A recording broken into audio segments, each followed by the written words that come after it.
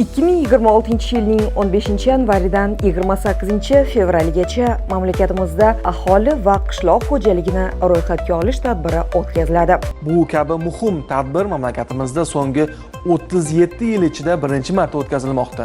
O'zbekiston Respublikasi Milliy statistika qo'mitasi tomonidan qulaylik va ochiqlikni ta'minlash maqsadida maxsus census.stat.uz manzilida onlayn platforma ishlab chiqilgan. Savolnomani to'ldirish jarayonida xatolikka yo'l qo'ygan bo'lsangiz, 31-yanvarga qadar siz savolnomani boshqatdan to'liq, to'g'ri to'ldirib, yakunlab bizga jo'natishingiz mumkin bo'ladi.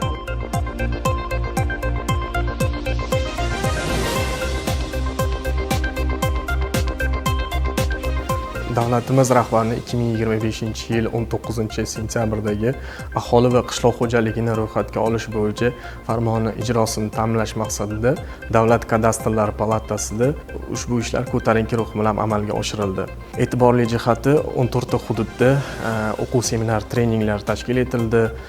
Statistika portaliga ma'lumotlarning to'g'ri kiritilishi bo'yicha xodimlarga tegishli tushunchalar berildi va bugungi kunda jarayonlar to'liq yakunlandi. Ushbu jarayonlarning pirovardida aholi va qishloq xo'jaligining real holatini aniqlash, bundan tashqari aholini qishloq xo'jaligi yerlaridan foydalanish bo'yicha ushbu ma'lumotlar kelgusida davlat dasturlarini tuzishda, iqtisodiy dasturlarni tuzishda o'z samarasini beradi.